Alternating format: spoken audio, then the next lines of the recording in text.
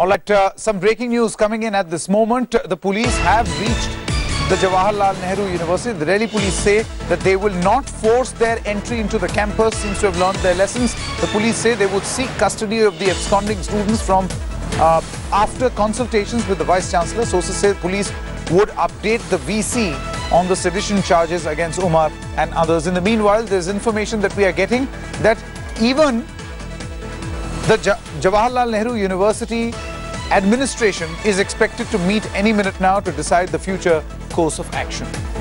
Let's go across to Jugal Purohit, who joins us with all the latest. Morning, Jugal. Can you fill us in with all the details as far as whatever is happening in Jawaharlal Nehru University is concerned? The late night drama followed by what to expect now. Jugal, can you hear me?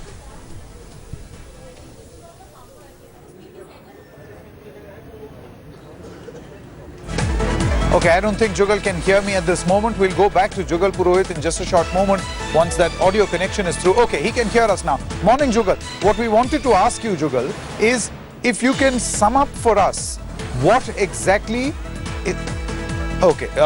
we'll fix this audio connection and then go back to Jugal. But the latest that we are hearing is that there are 2 or 3 developments. One, in a late night dramatic re-entry, all the 4 people who were accused, including Omar Khalid, who according to the Delhi police was the mastermind of the anti-India sloganeering, has now returned to the campus. He also addressed the gathering.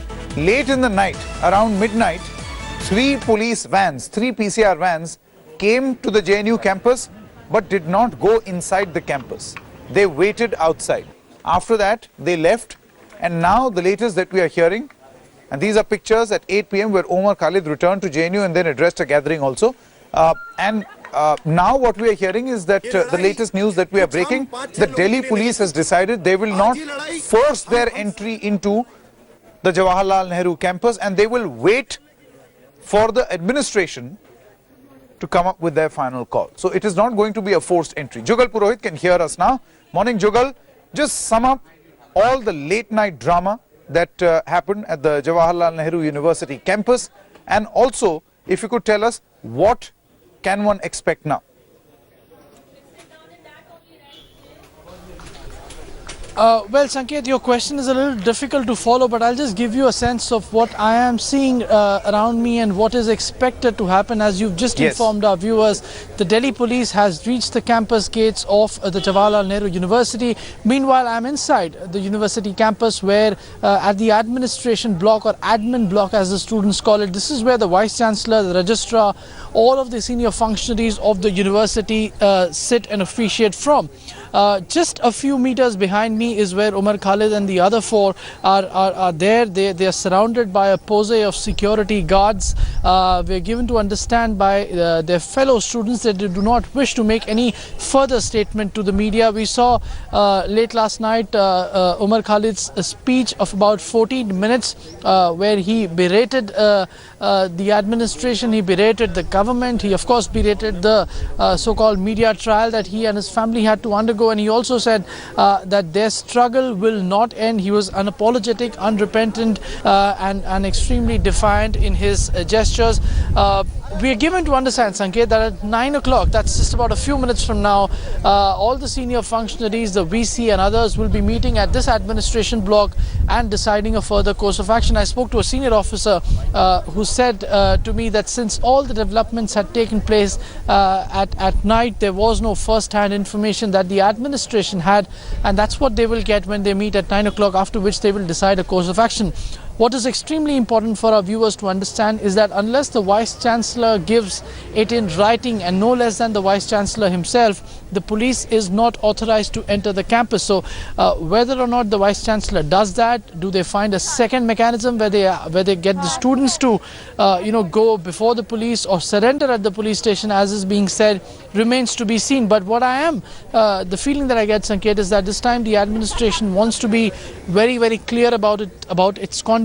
It wants to rise above and does not want to be seen as being partisan towards any sides whatsoever.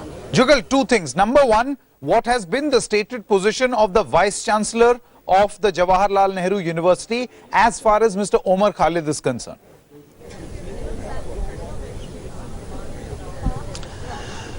Saket, there is no specific to him position that has been specified or substantiated. But what we do know, and this is again very important for our viewers to understand the course of events, is that the very first time that the police entered the campus was because the Vice Chancellor had authorized them to do so. The police entered, of course Kanhaiya was arrested, and they slapped sedition charges against not just Kanhaiya but others, including Umar Khalid. So I'm not pretty sure if there is a separate substantial sentiment or a statement vis-a-vis Umar Khalid that needs to be even spelled out, because it was on the VC's invitation that the police came and slapped those charges and filed the FIR. So it's under that FIR, which has already been filed, that the action is now being taken. The only aspect remains is whether the police will be asked to come inside and get these people, or will these people be coaxed to get out and surrender at the police station, so that the entire matter in that sense can be shifted out of the university, because